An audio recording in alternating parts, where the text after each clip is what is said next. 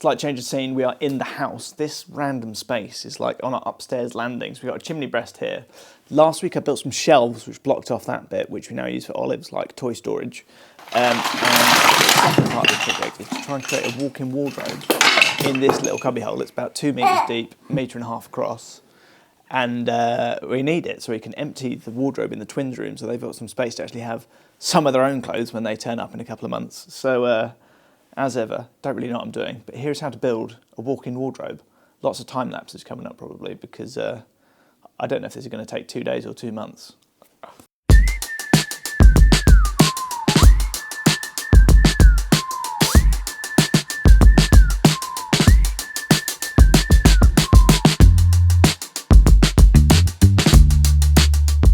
Right, so I've just been through all the clips I shot whilst making this. I didn't do a particularly thorough job because I was just trying to get it finished and wasn't really focused on filming. So what I'll do is do a little voiceover over the top of the process with what I do have and try and explain everything that I did as I did it. So, to kick things off, started off by measuring up the space with my little helper. Obviously tried to get most of this done while she was at preschool, but what can you do? Now this is the space that we used. It's a really strange space. As I say, it goes round our chimney breast. Gave it a good measure up. Nothing is straight, nothing is level. There's lots of weird little curves and things involved, which made it kind of tricky, but I had enough measurements there to get cracking. Moved into the workshop, try and make all the dusty mess outside, and got cracking. Started measuring, started cutting. Nothing particularly precise, just used squares and track saw guides where I could. Primed up the MDF that I was using, so I was using 18mm MDF for most of this, primed that inside, and then once it was in place started painting it. So this actually was the playroom side of things, and then I started off with the walk-in wardrobe. So first thing I did was attach the doors. Obviously had the wooden beams which are nice and easy to screw into, and we've got 18mm ply on the floor under the carpet, which helps.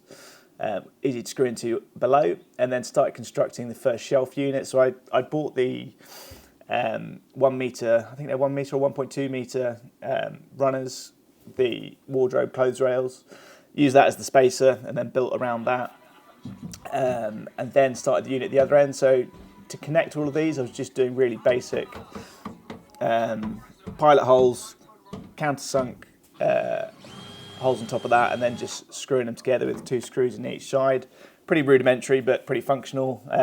I've put wood filler on all the countersunk holes where they're visible, and I just left them when they're sort of around the side and around the corners. It wasn't too complex.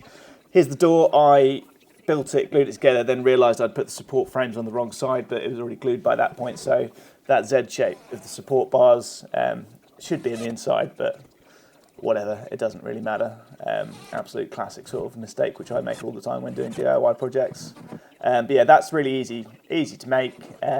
And then the brackets and hinges and stuff are just from B&Q, really simple to use. Much easier than doing a sort of proper door where you'd need a router or a chisel to make holes. So next job, half pulled off already, replacing the light up here. We're going to put some spotlights in so the whole room gets lit up properly. Never done this before, but 4 holes and some cables and a little bit of time on the roof. See how it goes. And what it looks like in the roof.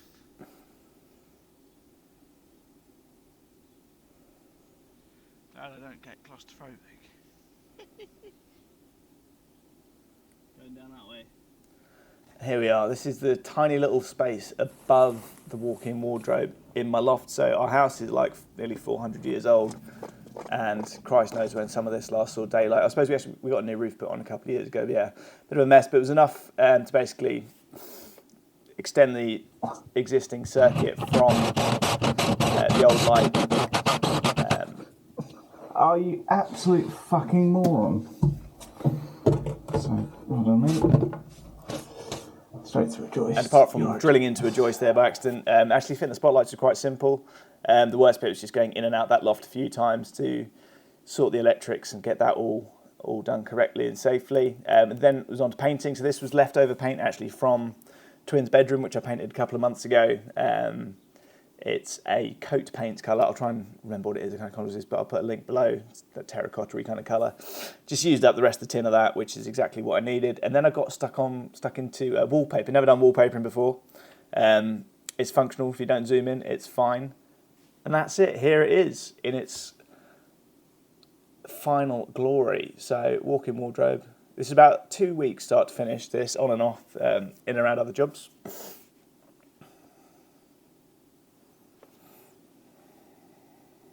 So there we go. Operation walk-in wardrobe is complete. It's full, it's working, it's doing its job. Slight diversion, as I say, from the normal farm content. There's been loads of other stuff I had to get done in the last few weeks, painting chest of drawers, painting walls, that sort of thing. But I will get back outside soon and get on with the normal stuff.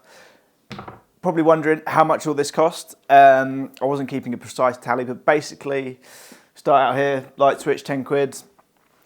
Doors, about 60 quid's worth of timber.